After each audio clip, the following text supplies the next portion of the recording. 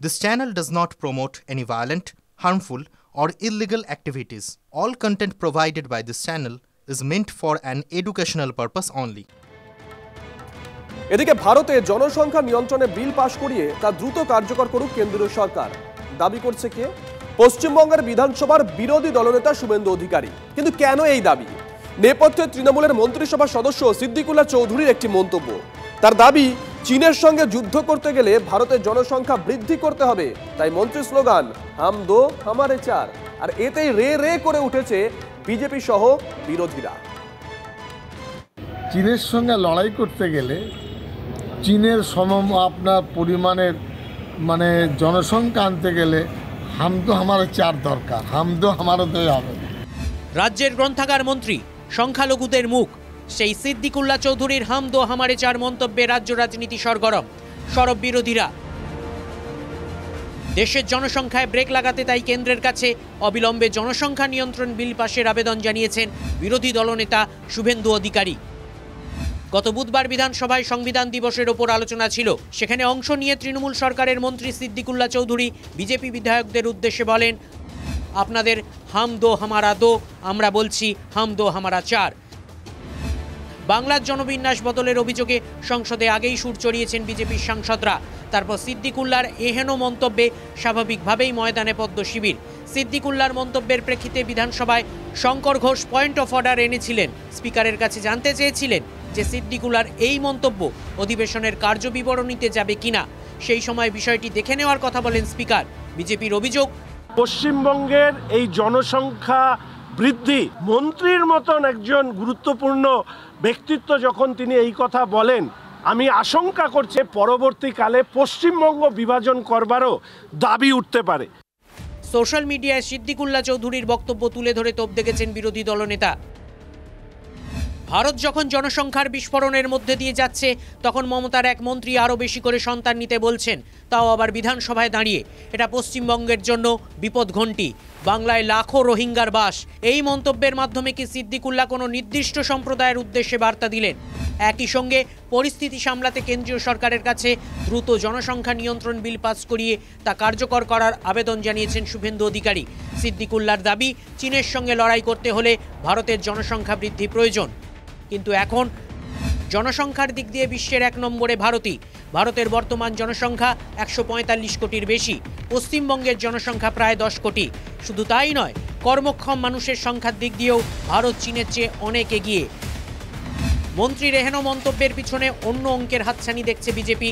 অবশ্য ব্যাখ্যা দিয়ে মন্ত্রী এও বলেছেন, যারা লেখাপড়া জানেন, চাকরিজীবী, তারা দুটো সন্তানে সন্তুষ্ট প্রকাশ করেন, একটা হলেও করেন। আর গ্রাম বাংলায় সাধারণত মধ্যবিত্ত নিম্নবিত্ত সমাজ, হিন্দু মুসলমান বলে নয়, তারা চান আমাদের সন্তান সন্ততি থাকুক, এতে আমরা গর্বিত। সন্তান বাড়িয়ে চীনের সাথে লড়াই করবে? অলরেডি তো জনসংখ্যাতে আমরা প্রথম আছি দেশ আমাদের। তাহলে আর মেয়েরা কি শুধু ওই মেশিন নাকি শুধু সন্তান জন্ম দেবে? এইভাবে তাহলে দেখা হচ্ছে নাকি? যদি এইভাবে দেখা হয় সেটাকে ধিক্কার নিন্দা জানাচ্ছি। পরিসংখ্যান বলছে, হিন্দু হোক বা মুসলিম, পশ্চিমবঙ্গে গত 27 বছরে দুই সম্প্রদায়ের মানুষেরই জন্মহার কমেছে। যদিও মন্ত্রীকে এক হাত নিতে ছাড়ছে না বিরোধীরা। আর তৃণমূল, এই আলোচনায় আমরা অংশগ্রহণ করতে চাই না। শুভেন্দু অধিকারেরও ব্যক্তিগত মত হতে পারে, আমাদের সিদ্দিকুল্লাহরও ব্যক্তিগত মত হতে পারে, এটার সাথে আমাদের কোনো আসে না, এটার কোনো হয় না, আমরা এটার কোনো ব্যাখ্যা দিতে পারবো না। সিদ্দিকুল্লাহর সন্তান জন্ম সংক্রান্ত বার্তা নিয়ে রাজনীতিতে বিতর্কের ঝড় বইছে। আর বিশেষজ্ঞরা বলছেন, জনসংখ্যা যে কোনো দেশের সম্পদ, কিন্তু একই সঙ্গে দেশটির অর্থনীতি এবং শিল্পায়ন কোন পর্যায়ের মধ্যে দিয়ে যাচ্ছে সেটি বিবেচনার মধ্যে রাখা জরুরি। কেননা উন্নয়নশীল দেশের ক্ষেত্রে জনসংখ্যা বৃদ্ধি বাড়তি চাপ। জনসংখ্যার বিস্ফোরণ রুজি রুটি চাকরিতে সরাসরি প্রভাব ফেলে। একই সঙ্গে জনসংখ্যা বৃদ্ধির প্রভাব স্বাস্থ্য শিক্ষা ক্ষেত্রেও পড়ে। সেটা কি রাজনীতির কারবারিরা বুঝতে পারছেন না, নাকি সবটাই ভোটের অঙ্ক? প্রদীপ্ত কান্তি ঘোষের রিপোর্ট, TV9 বাংলা।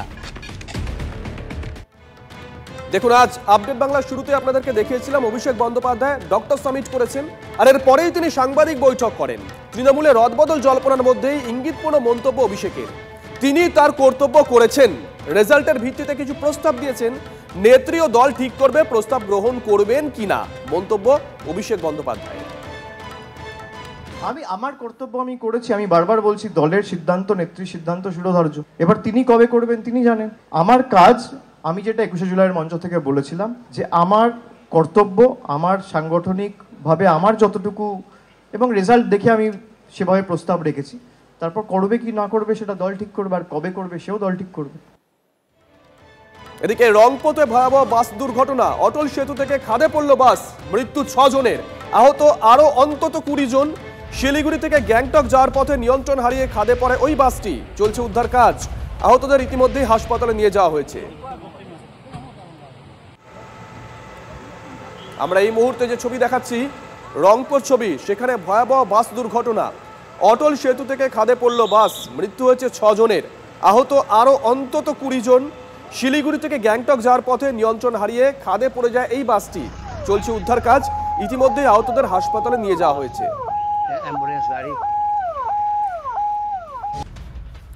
এবার আসন বন্টন ইস্যুতে সোমবার থেকে অচল হতে চলেছে সংসদ। বাকি তৃণমূল সাংসদদের থেকে আলাদা করে দেওয়া হলো তৃণমূলের লোকসভা দলনেতা সুদীপ বন্দ্যোপাধ্যায়ের আসন বন্টন ইস্যুতে ক্ষুব্ধ কংগ্রেসও। কাছে মেল আসে, তাতে আমি দেখি যে অদ্ভুত একটা বসার পরিকল্পনা, যেখানে আমার পাশে অখিলেশ যাদবকে যেখানে আসন দিয়েছে, তার পেছনের সারিতে যখন তাকাচ্ছি তখন একজনও তৃণমূলের সাংসদের নাম আমি দেখতে পেলাম না। কিন্তু পরের ব্লকটা যেখানে সরকার পক্ষের 2 জন মন্ত্রী বসে আছেন প্রথম সারিটায়, তার পিছনে তৃণমূলের সাংসদদের নাম আছে। আমার ইমিডিয়েট পিছনে অভিষেক ব্যানার্জি এবং কল্যাণ ব্যানার্জি, 2 জনের দ্বিতীয় সারিতে বসবার জন্য নাম আমি দিয়েছি। আমি যদি আমার পিছনে আমার মুখ্য সচেতককে না পাই, আমি যদি আমার অন্যান্য সাংসদদেরকে না পাই, তাহলে আমি তাদেরকে সেখানে নির্দেশ দিয়ে লোকসভা চলাকালীন হাউস চালাবো কি করে? আমরাও ঠিক করেছি সোমবারে আমরা এই প্রতিবাদ জানাবো।